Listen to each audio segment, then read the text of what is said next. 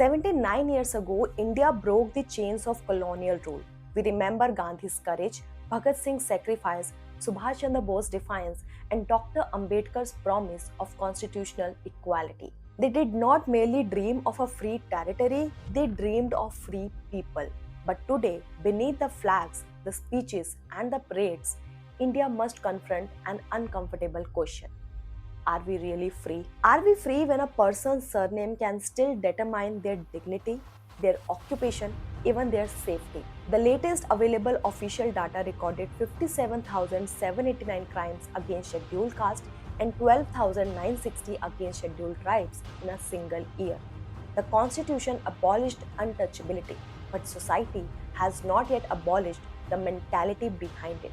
When birth still decides who may enter temple, share a meal, or drink from a particular well, freedom remains unfinished. Are we free from corruption? In Transparency International 2025 Index, India scored only 39 out of 100, ranking 91st among 182 countries. For the powerful, corruption may be transaction. For ordinary citizens, it can mean a stolen job, a delayed hospital bed, or an entire future sold to the highest bidder. And look at our students. More than 2 million young people were affected by the latest medical entrance examination scandal. They did not ask for charity, they asked for a fair examination. Yet, when students marched for accountability in July, they were met with police batons, tear gas, and detention. A nation that celebrates its youth on stage cannot beat them on the street for demanding a future. Then there are India's wounded regions, each with a different history but often the same experience of being unheard. In Nagaland, 14 civilians were killed during the Outing Army operation. Criminal proceedings against the soldiers were later closed after the Union government withheld the sanctions required under AFSPA. What does freedom mean when even accountability requires permission from the accused institution's own government? In Manipur, ethnic violence has killed around 260 people and displaced more than 60,000.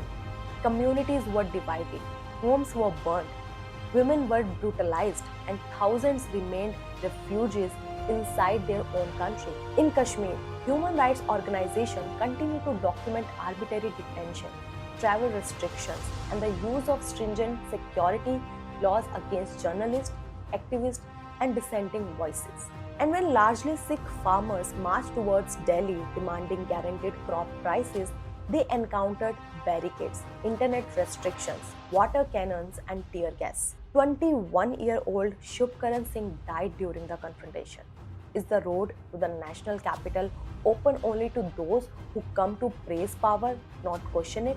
These struggles are not identical, but the question connecting them is simple. Does India hear its citizens only when they remain silent? This is an argument for the India our freedom fighters promised. Because patriotism is not pretending that nation is perfect. Patriotism is having the courage to repair it.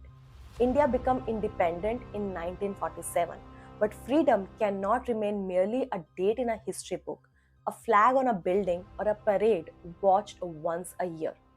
Freedom must reach the Dalit child, the unemployed student, the protesting farmer, the Naga village, the displaced Manipuri family, the detained Kashmiri voice, and every citizen who has been told that demanding rights makes them anti national. So, this Independence Day, let us celebrate what India achieved, but let us also ask what India has still failed to deliver. We are independent, but are we really free?